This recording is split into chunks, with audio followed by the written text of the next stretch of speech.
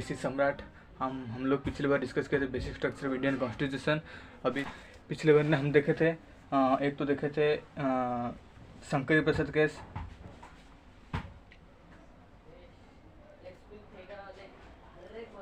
दूसरा देखे थे बेला बनर्जी, तीसरा देखे थे सज्जन सिंह। इन तीनों का सब मेन मोटिव क्या था कि आर्टिकल 13 एंड आर्टिकल 368 दोनों सेम ही है ना, दोनों सेम ही। इसका मतलब क्या होता है, अगर आर्टिकल 13 और आर्टिकल 368 क्या है, अमेंडमेंट का आर्टिकल है, और 13 क्या होता है फंडामेंटल राइट को छीनने का। तो मतलब क्या होता था, अगर पहले गवर्नमेंट क्या करता था, इसकी मदद से कोई भी फंडामेंटल राइट को उसको अमेंडमेंट कर कॉन्स्टिट्यूशन को अमेंडमेंट करके अपना उसका दूसरे का फंडामेंटल राइट छीन सकता था। लेकिन अभी दूसरे हम पिछले बार और एक सज्जन सिंह में क्या हुआ था, सज्जन सिंह में सेम हुआ था और शंकर प्रसाद में सेम हुआ था और बेला बनर्जी में सेम हुआ था। इन दोनों हार गए थे कैसे। लेकिन उसके बाद दूसरा एक आया मेन इंपोर्टेंट था, चौथा कौन आया था, गोलोकनाथ केस। ये कब आए थे, 1967 में। इन्होंने इसमें क्या हुआ था, मैं आपको पहले वाला वीडियो में बताया था कि आर्टिकल 17th अमेंडमेंट में ना कोई भी अगर डाल देता, पहले तो क्या था पंजाब एंड राजस्थान, ये दोनों में क्या था, ये दोनों के जो जमींदार थे ना, जो रूलर्स टाइप के लोग थे, उन लोगों का जमीन ना किस में डाल देते, 17 में डाल देते, 17th अमेंडमेंट में डाल देते थे। उसके द्वारा क्या होता था, जो कि बड़े बड़े लोग हैं उनका सब जमीन छीन जाता था। इसके छीनने के डर से ये गोलकनाथ के भाई मतलब से केस भी सही में हुआ था। इसमें क्या हुआ था कि ना पंजाब में ना दो भाई थे। हाँ, पंजाब में दो भाई थे, एक थे हेनरी गोलकनाथ, दूसरा थे विलियम गोलकनाथ ना। इन दोनों क्या था, ये दोनों भी बड़े जमींदार थे। इन दोनों का इसमें क्या होता था, आर्टिकल 17 के हिसाब से क्या होता था कि अगर कोई भी एक परिवार में अगर दो भाई होते हैं तो उनको ना सेम अमाउंट ऑफ लैंड मिलता है, सेम जमीन मिलता है। तो उसमें वो अमाउंट भी निर्धारित था कि 30 एकड़ ही मिलेगा, प्रति भाई को 30 एकड़ जमीन मिलेगा। तो इसमें क्या था, अगर इनको 30 एकड़ मिले, इनको 30 एकड़ मिला, बाकी जो इनका जमीन है वो तो सिर्फ गवर्नमेंट के पास चले जाएगा, वो गवर्नमेंट यूज़ करेगी, दूसरे काम में लगाएगी। तो इन्होंने क्या किए थे, गोलकनाथ ने क्या किए थे, ये दोनों ने क्या किए थे, अपना केस लेके किधर गए थे, सुप्रीम कोर्ट में गए थे ना। सुप्रीम कोर्ट में अपना ये केस ले गए थे। तो इसमें क्या हुआ, इन्होंने अपनी क्या किया, हमारा फंडामेंटल राइट छीन रहा है, इसके बाद मतलब आर्टिकल 13 की वजह से, आर्टिकल 360 की वजह से अपना फंडामेंटल राइट छीन रहे हैं, हमारी जमीन सब ले जा रहे हैं, बस 30 एकड़ दे रहे हैं हमको। तो इनके वजह से क्या हुआ, first time in Indian constitution 11 जज का बेंच लगा था ना, 11 जज का बेंच लगा था। तो सुनवाई हुआ था, तभी क्या हुआ था, 6:5 रेशियो में हियरिंग हुआ था। तो 6:5 रेशियो में हियरिंग हुआ था, तभी के सुब्बाराव का नाम का मतलब बहुत बड़े वकील मतलब ये थे, जज है वो, मतलब मेन जज थे तभी। तब इन्होंने मतलब उनके द्वारा ही ये हुआ था, हियरिंग हुआ था। तभी 6:5 में गोलकनाथ ने जीत गए थे। तो तभी क्या हुआ था, गोलकनाथ जीतने के बाद क्या हुआ था, ये हियरिंग हुआ था कि government could not snatch away fundamental right after amendment of constitution. Government ना कोई भी फंडामेंटल राइट को छीन नहीं सकती है कॉन्स्टिट्यूशन को अमेंडमेंट करके ना, ये फैसला होता था। तो इसके वजह से क्या हुआ, गोलकनाथ को तो मिल गया अपना मतलब राइट्स मिल गया था, अपना जमीन मिल गया था, गवर्नमेंट छीन नहीं पाई इसके वजह से, जो शेयरिंग हुआ था 1967 में। लेकिन जो पहले जो था शंकर प्रसाद थे और बेला बनर्जी थे, सज्जन सिंह थे, इनका तो नहीं हुआ था, इनका भी सेम प्रॉब्लम था। लेकिन उनको क्या किया गया था कि फंडामेंटल राइट गवर्नमेंट छीन सकते हैं, कोई भी कॉन्स्टिट्यूशन को अमेंडमेंट करके छीन सकते हैं। लेकिन अभी क्या फैसला आया था कि कोई भी गवर्नमेंट कोई भी फंडामेंटल राइट को छीन नहीं सकता amendment after amendment of constitution. लेकिन अभी इनका तो हो गया, क्लियर हो गया। लेकिन इन 3-4 जो पहले जो केसेस थे इनका तो नहीं हुआ था अभी तक। तो क्या कि सुप्रीम फिर से क्या किया था कि अभी से मतलब आफ्टर गोलकनाथ केस जो भी ऐसे आएगा ना, जो भी ऐसे प्रॉब्लम लेके आएगा उनका ही लागू होगा ना, उनका ही ओबे किया जाएगा, मतलब लागू के अप्लाइड किया जाएगा। उसके पहले जो भी था केसेस उनके में वो लागू नहीं होगा ना।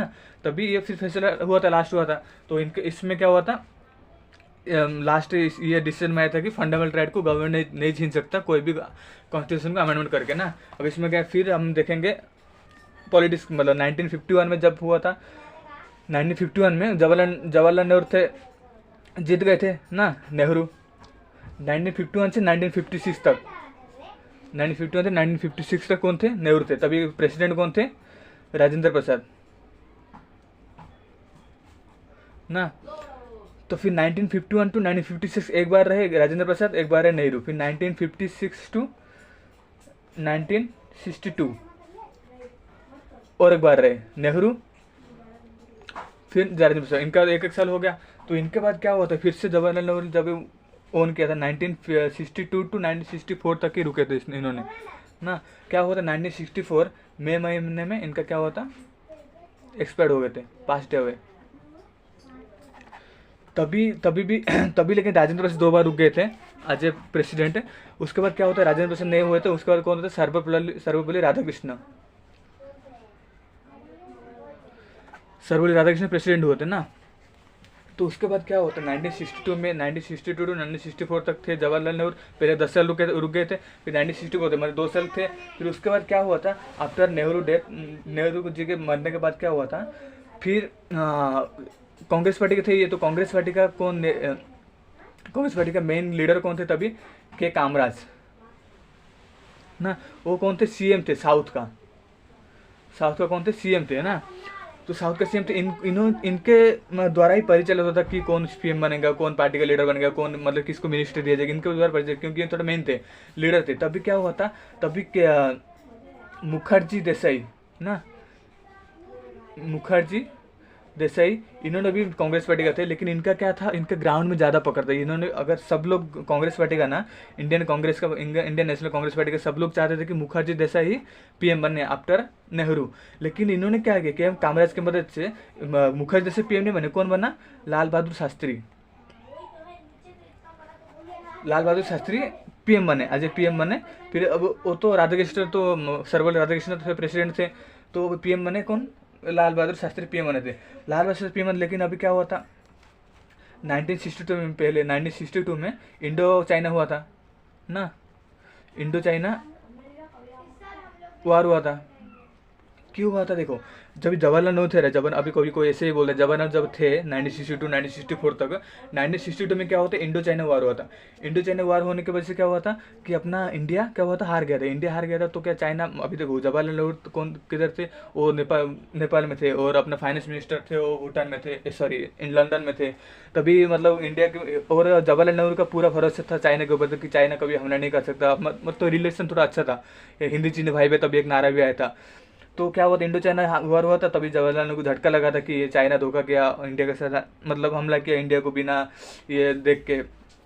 तो फिर इसके वजह से कोई वजह हार्ट अटैक की वजह से उन्होंने एक्सपायर किए थे कभी 1962 मई महीने में। लेकिन उसके बाद तो लाल बहादुर शास्त्री जब पीएम बने थे, उसके बाद क्या हुआ इनको, लेकिन लाल बहादुर शास्त्री कोई एक्सेप्ट नहीं कर रहे थे as a PM.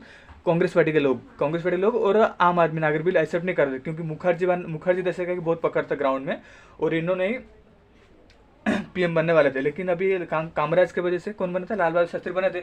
Lal Bahadur Shastri बनने के बाद क्या हुआ कि 1965, इन्होंने कब बने थे, 1964 में बने थे लाल बहादुर शास्त्री ना, 64 में, क्योंकि इनका एक्सपायर हो गए नेहरू जी से। 1965 में फिर क्या हुआ था, इंडो पाक हुआ था, इंडिया पाकिस्तान फिर हुआ था 1965 में। इसके वजह से क्या हुआ, इसके लेकिन इंडिया जीत गया अपने। इंडिया किसके वजह से जीता, क्योंकि 1964 से कौन थे, लाल बहादुर शास्त्री अपने पीएम थे। तो ये जब भी इंडिया जीत गया, तभी लोगों को फिर भरोसा आ गया कि लाल बहादुर शास्त्री की वजह से इंडिया जीता है। 1964 में ये बने, 1965 में इंडिया पाक हुआ था, तो इंडिया जीत गया था। तभी क्या हुआ था, इन्होंने एक नारा निकाला था कि जय जवान जय किसान, आपको पता होगा, जय जवान जय किसान ना। तो फिर फिर लाल बहादुर शास्त्री को सबका भरोसा आया था, हाँ लाल बहादुर शास्त्री अच्छा पीएम है, क्योंकि उनके वजह से पाकिस्तान को हराया है।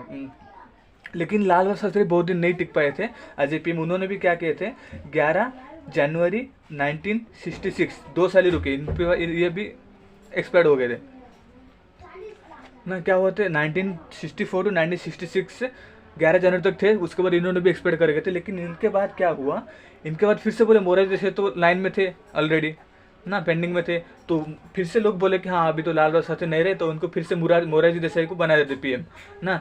लेकिन फिर से कामराज की मदद से कौन बना, पहले जब तक इलेक्शन नहीं होगा, जब तक मतलब कोई चूज नहीं करेगा आज पीएम कौन बनेगा, तभी तक कौन मतलब दूसरे कोई संभालना पड़ेगा तब तक। तभी कुछ दिन के लिए 11-12 दिन के लिए कौन था, गुलजार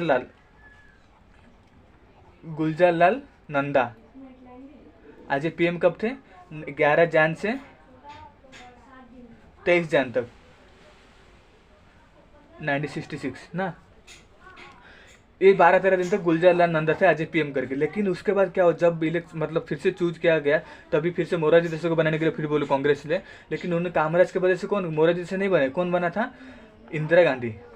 इंदिरा गांधी को क्यों बनाए थे, इन्होंने सोच के क्यों बनाए थे इंदिरा गांधी, क्योंकि उतना भी मतलब आगे नहीं कुछ कर पाएंगे ये, मतलब इनको हम राजगादी में बस मतलब बिठा दे के हम लोग फिर हमारा शासन करेंगे, इनको सोच के क्या, इसलिए सोच के बना था कि ये इनको खाली बिठा देंगे गद्दी पे, हम लोग शासन करेंगे, इसलिए इंदिरा गांधी बना। लेकिन इंदिरा गांधी तो मतलब इनको ना, हाँ उस टाइम के शासन के टाइम के इनको मतलब अंधी गुड़िया ही बोला जाता है कि अंधी गुड़िया, क्योंकि ये कुछ नहीं कर पाएंगे, हम लोग ही शासन चलेंगे, इनको बस आज पीएम बस बिठा देंगे गद्दी पे ताकि ये मतलब नाम बस रहे।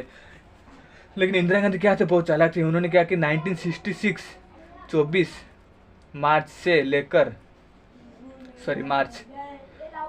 मार्च से लेकर 1977 तक आज पीएम शासन करते रहे इंडिया में। तो इंदिरा गांधी पीएम होता तभी क्या था, इन 1967 इंदिरा गांधी थे पीएम ना।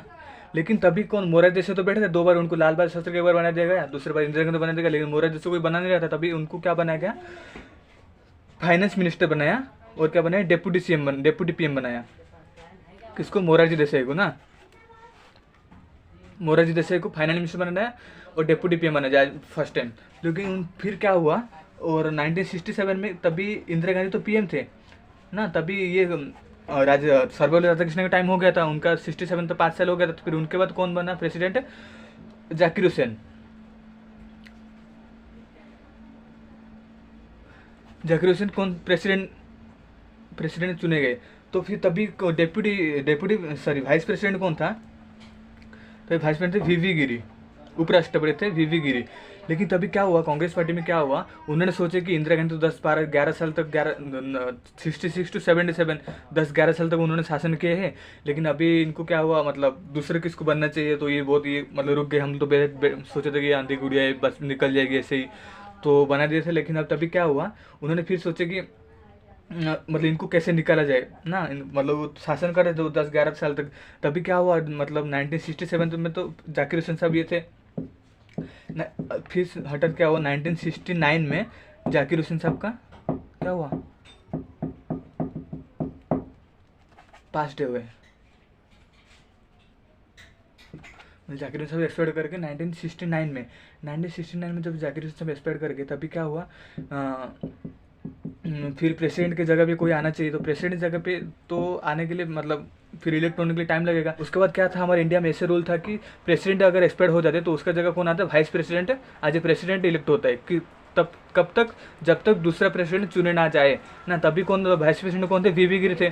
लेकिन क्या था तभी पता है, वीवी गिरी ना इंदिरा गांधी के साइड में थे ना, तो इंदिरा गांधी चाहते थे कि वीवी गिरी ही प्रेसिडेंट चुने जाए, क्योंकि वीवी गिरी इंदिरा गांधी के सपोर्ट में थे। लेकिन बाकी सब कांग्रेस पार्टी इंदिरा गांधी को नहीं चाहता था, मोरारजी देसाई को चाहता था, मोरारजी देसाई ग्राउंड में पकड़ता था। तभी क्या कि वीवी गिरी एज ए प्रेसिडेंट इलेक्ट हुए, जब तक कि दूसरा प्रेसिडेंट चुना ना जाए। तभी क्या कांग्रेस पार्टी ने क्या किया, एज ए प्रेसिडेंट चुनने के लिए क्या किया, हाँ, और अगर प्रेसिडेंट के जगह पे अगर वाइस प्रेसिडेंट जाए तो वाइस प्रेसिडेंट जगह फिर खाली होगा, तभी वाइस प्रेसिडेंट तो ऐसे उनका फिर कार्यभार को संभालना चाहिए। तभी कौन था, जब ये ऐसे रूल था कि इंडिया का जो चीफ जस्टिस है ना वो संभालेंगे वाइस प्रेसिडेंट की जगह ना, तब जब तक वाइस प्रेसिडेंट रिटर्न ना आते ना, तो चीफ जस्टिस ने वाइस प्रेसिडेंट की जगह संभाला, और प्रेसिडेंट की जगह वाइस प्रेसिडेंट ने संभाला।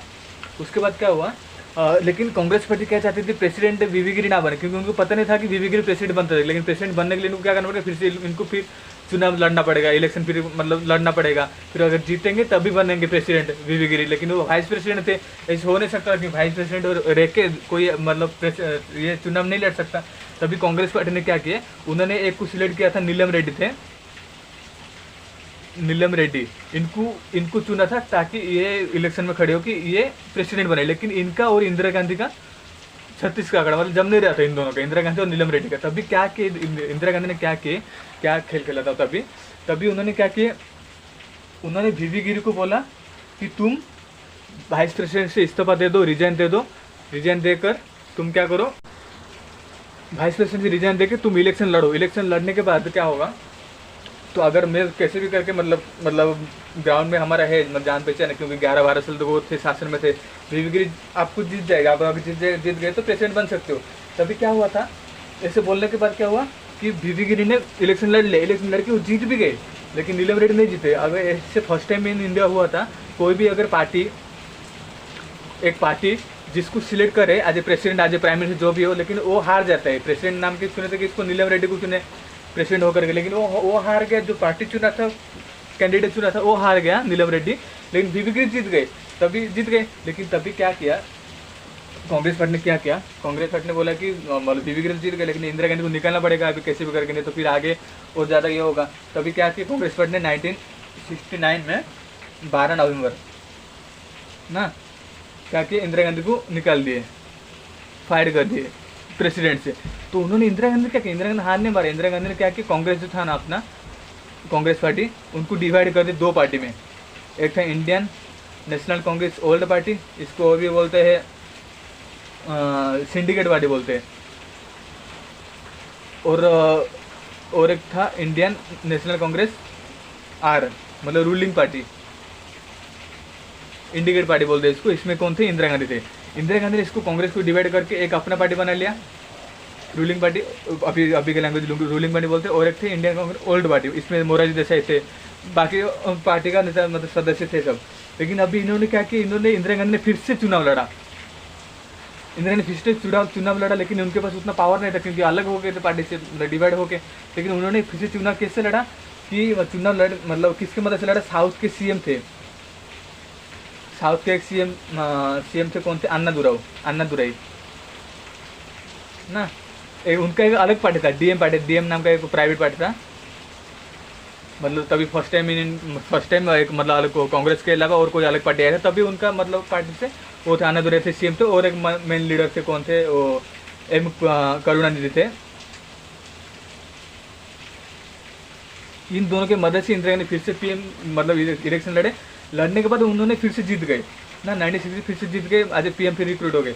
उसके बाद क्या हुआ ना, जब ये मतलब इंदिरा गांधी फिर से आ गए, आने के बाद क्या हुआ कि आज फिर वो बोले कि मैं बहुत सारे अमेंडमेंट करूँगी, मैं बहुत सारे चेंजेस लाऊंगी, लोगों के लिए, पब्लिक के लिए काम करूँगी, लोगों को मतलब उनका मतलब सेवा करूँगी। उन करने के बाद उसलिए सोचे थे। तभी उन्होंने क्या किया, फर्स्ट टाइम उन्होंने बोला कि 1969 में जीतने के बाद फिर से क्या किया, उन्होंने बोला कि मैं बैंक का क्या करूँगी, नेशनलाइजेशन करूँगी, बैंकों का नेशनलाइजेशन। तभी 14 बैंक था, बड़े 14 बैंक थे, उन 14 बैंक का नेशनलाइजेशन करके पब्लिक मतलब गवर्नमेंट के इसमें ले लोगे तभी मतलब। लेकिन क्या था, आपको पता होगा, कोई भी आर्टिकल 31 के हिसाब से, आपको पता होगा आर्टिकल 31 के हिसाब से क्या था, कोई भी अगर गवर्नमेंट का मतलब कोई भी ओनर का प्रॉपर्टी है तो उसको क्या गवर्नमेंट छीन नहीं सकता। कब तक छीन नहीं सकता, जब तक वो पब्लिक यूज़ के लिए यूज ना करे, नहीं तो कुछ कंपनसेशन ना दे, तब तक उसका प्रॉपर्टी यूज नहीं कर छीन नहीं सकता। लेकिन 14 बैंक तो प्राइवेट थे, ये तो गवर्नमेंट नहीं थे, इसको बैंकों का नेशनलाइज करने के लिए इंदिरा गांधी सोचे थे। लेकिन उन्होंने तभी क्या किया, बोले कि ये जो है ना, हम इसको जो थे कंपनसेशन देना पड़ेगा, नहीं तो पब्लिक के लिए यूज़ करना पड़ेगा। इन्होंने क्या किया, वो बोले कि वो कुछ नहीं होगा, उसको फिर 2 भाग में वो बोले कि फर्स्ट तो होगा एग्रीमेंट,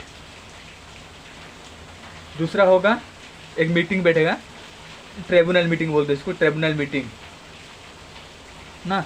क्या क्या बोले कि हम जिसका बैंक है उनके साथ एग्रीमेंट करेंगे, उनको समझौता करेंगे, कन्विंस करेंगे कि तुम मान जाओ, हम बैंकों का नेशनलाइज करेंगे। दूसरी बात क्या था, ट्रिब्यूनल मीटिंग, इसका मतलब सीधा सीधा था कि तुम दो, नहीं तो हम छीन लेंगे, इसका मतलब ऐसे था, मतलब थोड़ा एक छत्रपति टाइप का था।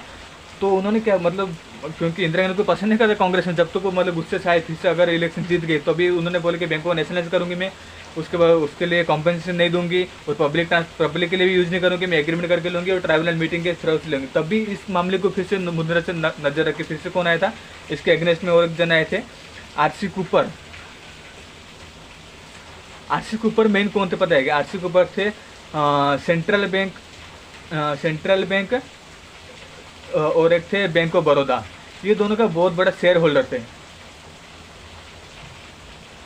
आरसी कूपर ये दोनों का शेयर होल्डर था, क्योंकि इनका बहुत बड़ा शेयर इस बैंकों में था। अगर बैंकों का मतलब अगर पब्लिक हो गया, मतलब नेशनलाइजेशन हो गया, तो इनको तो पूरा लॉस होगा। तो इन्होंने फिर से लेके आए थे अपना अपील लेके आए थे सुप्रीम कोर्ट में। तभी भी सुप्रीम कोर्ट में फिर से 11 जज का ये बैठा था, बेंच लगा था। तभी भी क्या हुआ था, 10:1 रेशियो में आरसी कोपर जीत गए थे। मतलब 10 जन थे, 10 जन आरसी कोपर के सपोर्ट में थे और 1 जन इंदिरा गांधी सपोर्ट। इंदिरा गांधी फिर से हार गए थे ना। इंदिरा गांधी हारने के बाद क्या हुआ, हाँ, जब 10:1 रेशियो में जब ये हुआ था, मतलब बेंच लगा, तभी मेन जज थे कौन थे, नानी पालकी वाला। इंदिरा गांधी हार गए। 1969 में क्या हुआ था, बैंकों का नेशनलाइजेशन हुआ था, नहीं हो पाया था, अनसक्सेसफुल हुआ था, मतलब सक्सेसफुल नहीं हुआ था, वो हार गए थे। उसके बाद फिर से दूसरा करने के लिए इंदिरा गांधी ने क्या किया, उन्होंने फिर से क्या किया, 1970 में क्या किया, प्रीवी पर्सेस। इसका मतलब क्या होता है, प्रीवी पर्सेस मतलब होता है पेंशन, जो राजा किंग पेंशन, जो राजा थे, बड़े बड़े राजा थे, उनको मतलब जब इंडिया स्वाधीन, मतलब अपना भारत स्वाधीन हुआ था, उनके बाद भी राजा लोग थे तभी तो, लेकिन उनको बहुत ये हो गया था, मतलब आदत हो गया था राजा, मतलब भोग विलास में रहने का, ऐसा करने का, तो उनको प्रॉब्लम आ करके क्या करता था गवर्नमेंट, क्या करता था तभी प्रीवी पर्सेस देता था उनको, मतलब राजा को पेंशन देता था ताकि तुम अच्छे से भोग विलास से रह सको, तुमको कोई प्रॉब्लम ना हो। तभी इंदिरा गांधी ने क्या बोला, प्रीवी पर्सेस नहीं दिया जाएगा, प्रीवी पर्सेस को हटा दिया जाएगा, क्योंकि उनका कोई लेना देना नहीं, राजा लोग क्यों हम भोग विलास में छोड़ दें। तो उन्होंने क्या कहते हैं, एक पहला था आर्टिकल 291, उसमें क्या था, नो टैक्स, मतलब राजा को कोई, राजा लोग जो किंगडम रूलर्स लोग थे उनको कोई टैक्स नहीं लगेगा। और एक था आर्टिकल 366(22) पार्ट, उसमें क्या था, रूलर्स थे, छोटा मोटा रूलर्स थे, उनको मतलब कोई ये नहीं फैसिलिटी नहीं मिलेगा। और एक था 362 में और दूसरा कोई फैसिलिटी था, उसमें क्या, ये तीनों को क्या किए, मतलब खारिज कर दिए इंदिरा गांधी आने के बाद। उन्होंने क्या किया, प्रीवी पर्सेस लागू किए, तो उसमें भी क्या हुआ, इंदिरा गांधी फिर से हार गए, फिर से प्रीवी पर्सेस क्या हुआ, उनका विफल रहा, अनसक्सेसफुल रहा ना। फिर ये जब हारे, ये हारने के बाद क्या हुआ, राजा लोग बहुत खुश हो गए, क्योंकि राजा लोग को सब जमीन छीन जाता, उनको मतलब ये नहीं, उसको पेंशन नहीं मिल पाता, तो राजा लोग उधर से। लेकिन अभी जब हार गए इंदिरा गांधी ने, फिर से अपना केस हार गए, तो फिर राजा लोग खुश हो गए। ये हारने के बाद क्या किया इंदिरा गांधी ने, क्या किए, आर्टिकल 366(22) में जो रूलर्स है ना, इसमें जो रूलर्स लोग थे ना, वो जब भी छोटे छोटे रूलर्स थे, छोटे राजा, तो उनको सबको निकाल दिए ना, सबको निकाल दिए। इसमें से निकालने के बाद क्या हुआ, दूसरा मतलब उनको कोई मतलब नहीं दिया जाएगा, कोई फैसिलिटी नहीं दिया जाएगा, आर्टिकल 366 को निकाल दिए। उनके बाद क्या हुआ, तो इनका केस लेके और एक जन आए थे, माधव राव सिंधे ना, माधव राव सिंधे, इन्होंने आए थे ना, माधवराव सिंधे आए थे, तभी उनका केस लेके, इनका केस लेके तभी फिर से क्या हुआ, तो ये भी अनसक्सेसफुल रहा। इसका मतलब क्या हुआ, जब 1969 में था बैंकों का नेशनलाइजेशन ना, बैंकों का नेशनलाइजेशन, ये भी विफल हुआ था। फिर 97 प्रीवी पर्सेस ये विफल हुआ था, फिर जो रूलर्स लोग निकाले थे अभी भी विफल हुआ था, मतलब 3 बार लगातार। एक तो था, देखो पहले था गोलकनाथ का था, वो भी विफल हुआ था, गोलकनाथ केस, ये एक हुआ था, विफल हुआ था, मतलब गवर्नमेंट हार गया था, मतलब इंदिरा गांधी जब वो गोलकनाथ जीत गए थे। दूसरे में क्या था, बैंकों का नेशनलाइजेशन, ये भी विफल हुआ। तीसरे बार क्या था, प्रीवी पर्सेस ये भी विफल हुआ। फिर रूलर्स लोग का ये जो था, मतलब 366 में था, 366(22) में था, ये विफल हुआ, चारों का चार विफल हुआ था इंदिरा गांधी के द्वारा। फिर क्या हुआ, इन्होंने क्या किया, जब फिर से 1971 में फिर जब इलेक्शन हुआ ना, इसमें क्या हुआ, इंदिरा गांधी ने जब इलेक्शन लड़ा, तभी इन्होंने क्या किया, इन्होंने एक नारा निकाला था, कि बोले, उन्होंने मतलब आम नागरिकों को एक भाषण दिया था। उन्होंने बोला था कि मैं पब्लिक के लिए काम करना चाहती हूँ, मैं तुम लोग का सेवा करना चाहती हूँ, लेकिन मेरा पार्टी वाला सुप्रीम कोर्ट मुझे सब काम करने नहीं दे रहा है। लेकिन क्योंकि पहले ऐसे था कि अगर गवर्नमेंट के पास ज़्यादा पावर है, मतलब तो तभी सुप्रीम कोर्ट कुछ नहीं कर, अगर गवर्नमेंट के पास अगर मेजोरिटी सीट है, ज़्यादा पावर है, तभी सुप्रीम कोर्ट तो नीचे दब जाता था। लेकिन अगर उसका वाइस वर्सा क्या होता है, अगर गवर्नमेंट के पास कम पावर है, तब सुप्रीम कोर्ट के पास ज़्यादा पावर है, सुप्रीम कोर्ट कुछ भी कर सकता था, ऐसे था अपना इंडिया में ऐसा। तभी इसका मतलब होता है कि एक तरह के दो पहलू जैसे थे, अपना सुप्रीम कोर्ट और गवर्नमेंट। अगर गवर्नमेंट ऊपर उठा तो सुप्रीम कोर्ट नीचे जाएगा, सुप्रीम कोर्ट नीचे उठा तो गवर्नमेंट नीचे जाएगा। तो इंदिरा गांधी पास मेजोरिटी नहीं थी तभी, वो वैसे ही मतलब डीएम के सहायता लेकर बन गए थे पीएम। तभी 1971 में जब फिर से हुआ था इलेक्शन हुआ, तभी उन्होंने क्या बोला, मैं पब्लिक के लिए काम करना चाहती हूँ, पब्लिक का सेवा करना चाहती हूँ, लेकिन मुझे सुप्रीम कोर्ट करने नहीं दे रहे, मुझे मेरा लोग साथ नहीं दे रहे, इसलिए नहीं कर पा रहे। तभी एक उन्होंने नारा लिया था, क्या दिया था, गरीबी हटाओ। आपको पता गरीबी हटाओ आंदोलन हुआ था। गरीबी हटाओ में क्या हुआ था, तब उनका भाषण सुन के सब लोग ने मनमुग्ध हो गए थे। तभी उन्होंने फिर से उतना मेजोरिटी लाई कि सुप्रीम कोर्ट भी मतलब कुछ नहीं, नेग्लेक्ट हो गया उनके सामने। तभी कितना उन्होंने लाए थे सीट, लाए थे 352 सीट। बाकी ये कौन सा लाया था, ये इंदिरा गांधी टीम लाया था, और बाकी जो थे ना ओल्ड टीम थे, इंडियन कांग्रेस पार्टी जो ओल्ड टीम थे, मतलब सिंडिकेट टीम थे, उनको कितना ओनली 16 सीट मिला था ना। तभी भी 352 सीट लेके जब इंदिरा गांधी फिर से आए, तब फिर से उन्होंने चालू कर दिया, जो तीनों हारे थे ना 3-4, तब फिर से उन्होंने लेना चालू कर दिया। उन्होंने तभी फिर से क्या किया, तब पहले तो पहली बार तो फिर यूएसएसआर का मतलब अमेरिका का फिर तो सभी मतलब 25 साल का एक संधि बनाए थे। फिर उन्होंने फिर क्या किया 1971 में, फिर दिसंबर महीने में क्या किया था ना, बांग्लादेश को उसका अलग फ्रीडम दिए थे ना। फिर उनके बाद बांग्लादेश को अलग फ्रीडम दिए थे। उसके बाद क्या किया था उन्होंने 24 अमेंडमेंट किए थे।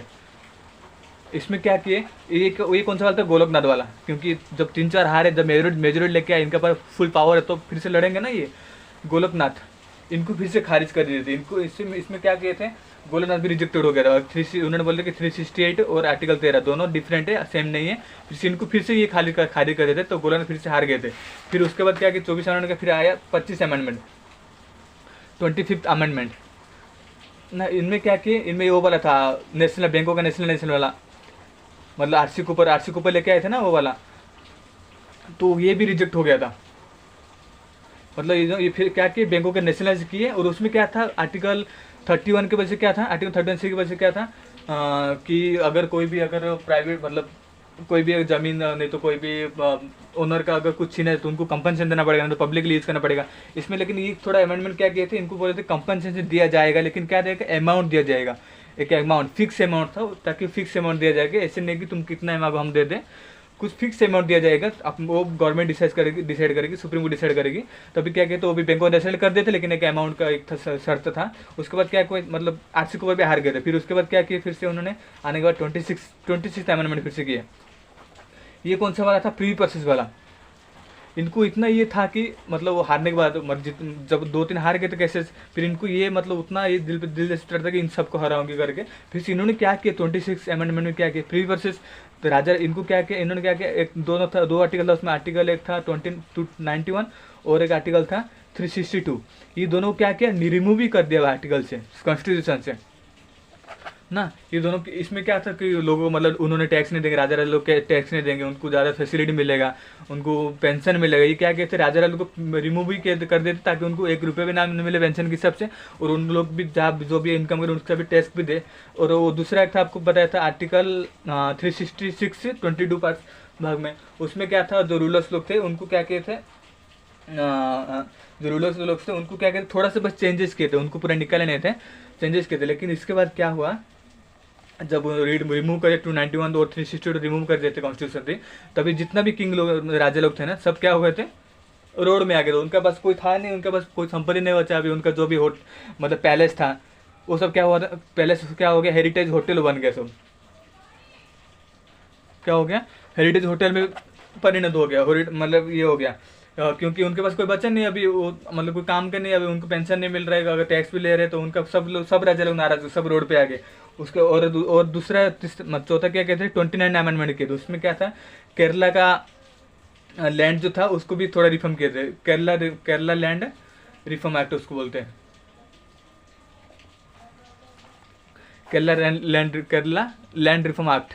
तो उसमें भी थोड़ा चेंजेस किए थे। तभी उसके बाद क्या हुआ, ये भी एक्सेप्टेड हो गया था इनका, मतलब चारों के चार फिर जीत गए, क्योंकि वो मेजोरिटी लेके आए थे और सुप्रीम कोर्ट पास उतना पावर नहीं था, जो ये बोलेंगे वो सुनना पड़ेगा। तो ये भी गोरखनाथ भी जीत गए, वो बैंक को नेशनलाइज भी कर दिया, प्रीवियस भी हटा दिए, और केरला लैंड रिफॉर्म का उसका भी ये हो गया। लेकिन उसके बाद मेन आया, क्या आया, केशवानंद, जो कि मेन था, सबको पलट के रख दिया, केशवानंद भारती। केशवानंद भारती केस कब आया था, 1973 24 अप्रैल। इसलिए ये दिन भी बहुत माना जाता है, मतलब मेमोरेबल दिन है ये भी, 24 अप्रैल। तो इसमें क्या हुआ था, फर्स्टली इन इंडिया ना, फर्स्ट टाइम इन इंडिया क्या हुआ, पहले तो 11 जज का बेंच लगा था, इसमें क्या लगा 13 जज, 13 जुडिशरी का बेंच लगा था, तो उसमें क्या हुआ 7-6 रेशियो में कौन इंदिरा गांधी हार गए थे, क्योंकि एक एक वोट की वजह से बस उनके पास गया था, हाँ, मतलब सुप्रीम कोर्ट के पास गया था 7-6 में ये हार, क्योंकि बार बार 7-6 क्यों 13 नंबर क्यों पहले मतलब बता देता हूँ और नंबर ही लेता है, क्योंकि अगर 12 ले ले तो 6-6 ड्रॉ हो जाएगा, 10 ले ले 5-5 ले ले, इसलिए 7-6-11 लेते थे, 13 लेते थे और लेते थे, क्या था कि एक में मेजोरिटी किसमें तो आ जाए, इसलिए इसमें क्या होता 7-6 रेशियो आया था इसमें, तभी इंदिरा गांधी फिर से हो गए थे। लेकिन उन्होंने तभी सुप्रीम कोर्ट में इनका सब मान लिया, गोलकनाथ को अभी ये सब एक्सेप्ट कर लिया, 8 मतलब अमेंडमेंट था 24, 25, 26, 29 था, सब 24 भी एक्सेप्ट कर लिया, 25 भी एक्सेप्ट कर लिया, 29 भी एक्सेप्ट कर लिया, 26 भी सब एक्सेप्ट कर लिया था। लेकिन उन्होंने क्या किया, उन्होंने बोला कि तुम वही सेम चीज़ किया, शंकर में जो किया था, गोलकनाथ में जो किया था वही वाले हटा, वही वाले रखा। उन्होंने क्या किया, तुम कोई भी मतलब फंडामेंटल राइट नहीं छीन सकते, कोई भी कॉन्स्टिट्यूशन को अमेंडमेंट करके फंडामेंटल राइट किसका भी नहीं छीन सकते। ये लास्ट में आके रसा, मतलब इसमें क्या करे 7-6 थे ना, 7:6, इसमें मतलब 7 जज तभी कौन थे, सेलेट एक थे, सेलेट जैसे, और एक थे ग्रोवर थे तभी, और एक थे हेगड़े थे, और एक थे HR खन्ना थे, 4 इसमें 5 थे, मतलब 4-5 थे। और इसमें कौन कौन था मुझे इतना यार, AN रे थे, और एक थे HVT थे, और एक YV चंद्रचूड़ ये भी एक थे तभी ना। और चीफ जस्टिस तभी कौन थे, AN रे चीफ जस्टिस थे तभी। तभी कौन था, मतलब इनका वजह से क्या हुआ था, इन्होंने जीत गए थे, मतलब इंदिरा सुप्रीम कोर्ट जीत गया था, मतलब कैसे बंद केस का वैल्यू रहा था। इसमें क्या हुआ, जो भी मतलब फ्री व्यवस्था हटा दिया गया, बैंकों का नेशनल असेंबली हो गया, और ये मतलब रूलर्स लॉ की थोड़ा चेंजेस भी किया गया, और केरला लैंड रिफॉर्म का थोड़ा हुआ, लेकिन गोलकनाथ में ये हो गया। लेकिन उसमें क्या बोला लास्ट में, क्या निकला नतीजा कि गवर्नमेंट को भी जो आर्टिकल 13 और आर्टिकल 368 था ना, वो बोलते थे कि दोनों सेम ही बोलते थे, दोनों डिफरेंट है बोलते थे। लेकिन उन्होंने क्या बोला, नहीं दोनों सेम ही है, और तुम फंडामेंटल राइट को छीन नहीं सकते, 368 की मदद से तुम कोई भी आर्टिकल 13 को नहीं छीन सकते, फंडामेंटल राइट को कोई भी छीन नहीं सकते। इलाज में करा। उसके बाद बहुत सारे ये आया था, मतलब और एक केस आया था, मतलब हेविनियम कॉपर केस आया, कर्फूस केस आया था, वो भी 4:1 में ये हुआ था। उसके बाद 1971 में मेन हुआ था, 1975 पे, 1973 में ऐसे हो गया, 1975 में इमरजेंसी आ गया था ना, इमरजेंसी आपको पता होगा 1970 में इमरजेंसी। लेकिन ये था अपना इंडिया का बेसिक स्ट्रक्चर था ना। फिर इसमें उसके बाद 1976 में हो रखा था, 4th अमेंडमेंट आया था 368 को लेके। फिर 1980 में क्या आया था, मिल का केस आया था, सिटीजन आया था। फिर 1981 में फिर बामनराव केस, ऐसे बहुत सारे केस है। लेकिन उसमें से क्या मेन क्या था, केशवानंद भारती केस, इसमें ही मेन था। और इसके वजह से ही मतलब बहुत सारे अमेंडमेंट हुआ था, और मतलब कॉन्स्टिट्यूशन का थोड़ा सुधार भी आया था, फंडामेंटल राइट को छीन नहीं सकता था 368 को यूज़ करके ना। इसलिए इतना ही बोलना है कि बहुत सारे कैसे आए थे। लेकिन अभी हम समझना चाहिए तो इंदिरा गांधी का मतलब जो भी पॉलिटिक्स पीरियड था वो भी अच्छा ही था। कभी कभी एक छत्रपति हो जाते थे, कभी कभी आगे ज़्यादा चले जाते थे। लेकिन सुप्रीम कोर्ट गवर्नमेंट थोड़ा मिलके चलेंगे तो अच्छा ही होगा हमें ना। हाँ, तो बस इतना ही। अभी मैं बोला basic structure of Indian constitution में, आपको बोला था 1951 टू 1977 तक जो भी था। 1975 में ये अपना आ गया, इमरजेंसी लग गया। फिर 77 तो 2 साल रुके, फिर इंदिरा गांधी निकल गए थे। फिर 1918 बाद में आए थे। लेकिन अभी मैं बताया था आपको, स्ट्रक्चर बताऊंगा बेसिक कॉन्स्टिट्यूशन के बारे में इतने ईयर के बिटवीन, तो बताया। अभी इसमें से अगर कोई भी आपको डाउट है, अगर मैं तो उतना भी मुझे ये नहीं है, मुझे जितना भी था नॉलेज था, जितना मुझे एक्सपीरियंस था, मैं उतना मैं आपको समझाया। और एंड्रॉइड के ऊपर मत जाना, आप थोड़ा मतलब उस बात को समझना मेरा। अगर इसमें कोई भी मतलब कोई भी गलती निकले, इसमें कोई भी त्रुटि हो, तो मुझे कमेंट में जरूर बताइए, मैं उसको सुधार करूँगा। और मैं इससे मतलब प्रोफेशनल नहीं हूँ कि आप मुझे ऐसे बोलो, आप इसमें ये गलत बोल रहे हो, आपका ये नहीं है, वो नहीं है, आपका बोल नहीं सकते। मैं थोड़ा हेजिटेट भी हो रहा हूँ, लेकिन अगर फर्स्ट सेकंड वीडियो अभी चालू किया मैंने जस्ट, मतलब मैं सोचा कि मैं भी खुद पढ़ लूँ, दूसरे को भी पढ़ा लूँ, क्योंकि अगर स्टूडेंट को समझा सकते हैं, अगर एज ए फ्रेंड, तो इसलिए मैं अभी देखो आपको समझाया। मैं अगर इसमें कोई भी डाउट हो ना, मुझे कमेंट में बताए। और आप किस टॉपिक में जानना चाहेंगे, मैं आपको अच्छे से रिसर्च करके समझाऊंगा। आप मुझे कमेंट में बताएं, और थोड़ा लाइक सब्सक्राइब शेयर अगर कुछ हो सके तो आपके द्वारा कर दीजिए। अगर अच्छा लगे तो कीजिए, नहीं तो इससे कोई ये नहीं है।